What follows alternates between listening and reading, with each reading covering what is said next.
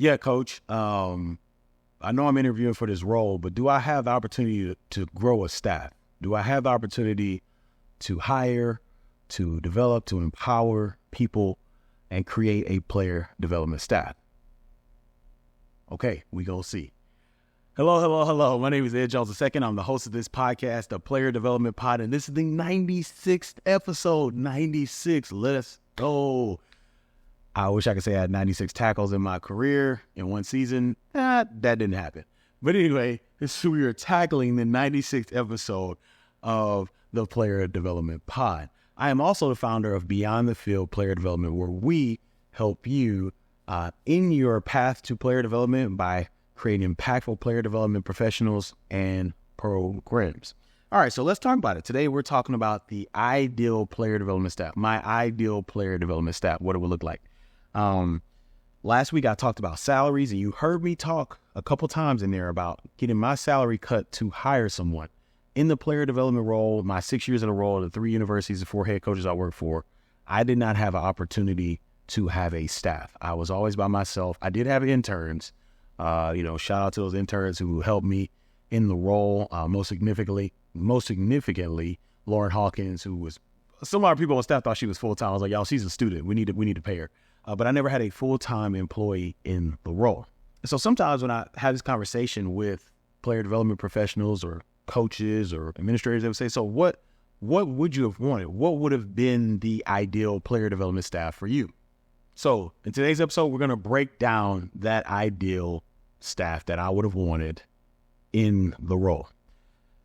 All right, but before we do that, you're watching this, you're thinking about player development. Maybe you say, hey, this guy, I like this guy. I would love to be on the staff, but I would love to have the opportunity to be on the staff, but I don't know anything about player development.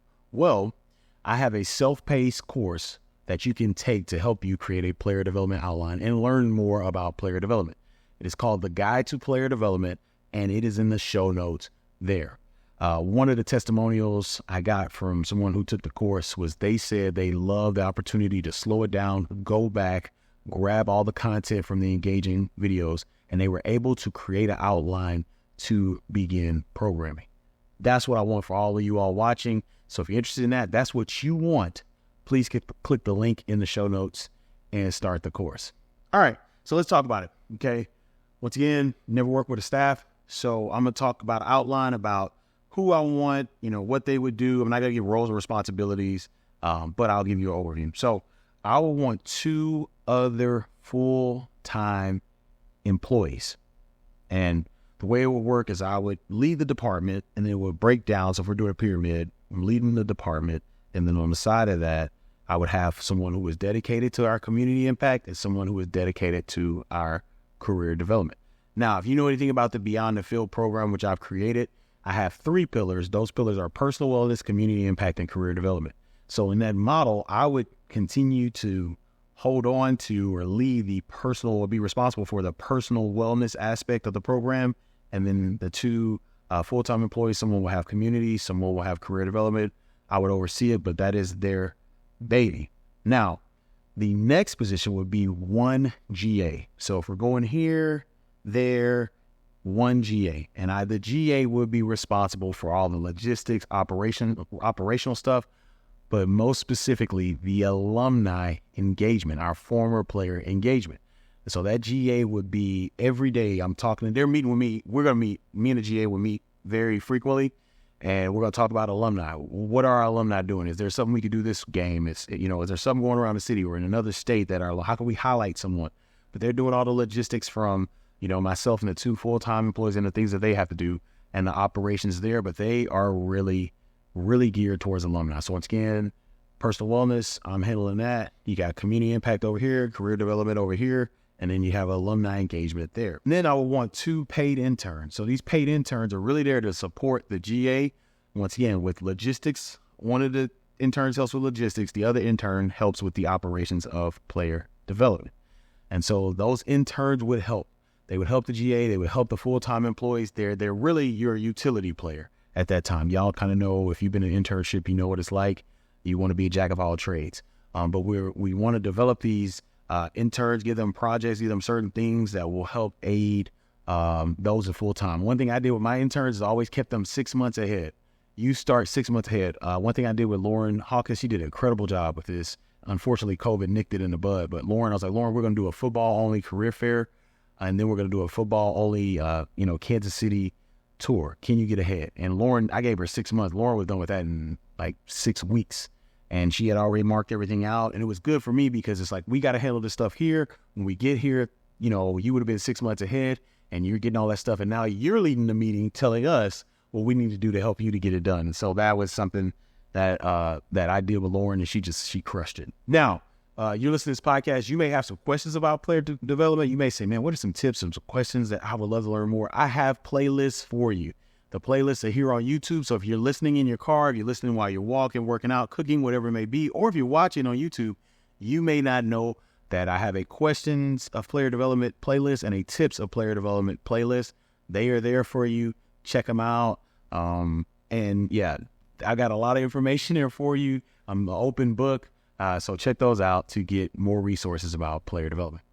Now, that would be the player development department. So you got, once again, me leading. I have 2 full-time, one's community impact, one's career development. We got a GA that is handling alumni. We got 2 interns that are logistics operations helping the GA, but also doing things and being ahead of the game. That is our department. Now, there is external help and support that you need.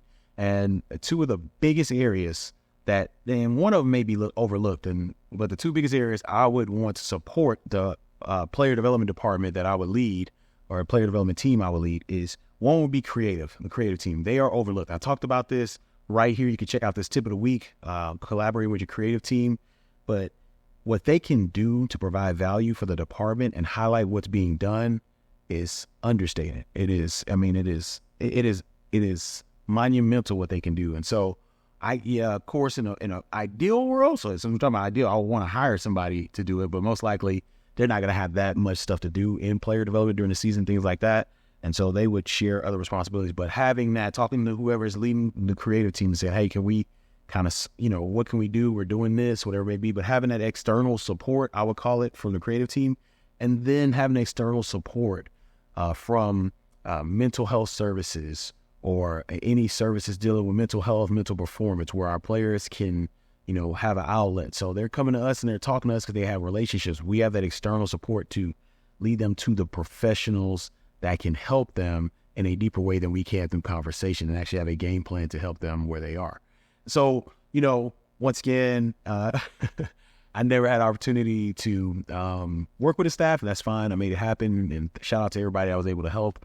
And that's one thing I talked to people in my cohort who attended cohort 1 and cohort 2. Shout out to you all. We talked about creating an external checklist of people to help you in the role, to support you if you're doing it by yourself.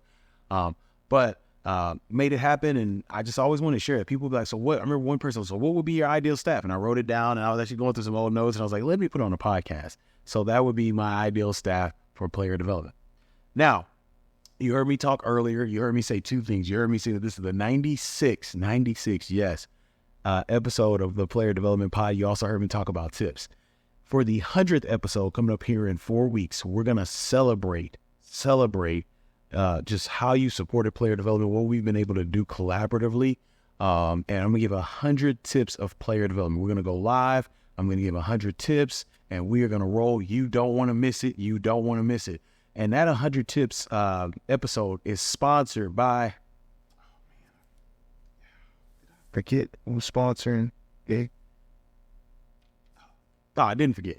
It currently is not sponsored by anyone, but if you're interested in engaging people in the athlete development space, people who work in sports, you need to sponsor this. Hit me up, info@btfprogram.com, and let's make it happen. Well, that's it for today. That's today's episode. I talked about ideal player development staff. Hey, I got it out there. Maybe I'll get back into player development. You never know. But to put it out there, I want to make sure that you can have that. Maybe this could be a resource for you. If you have any questions, reach out to me. There's information in the show notes. But since we're talking about player development and me being a role, I can definitely tell you I wasn't ready for having a staff when I first started. So check out this video about my first day in player development. Go out and create generational impact. Don't wait. Create that generational impact today.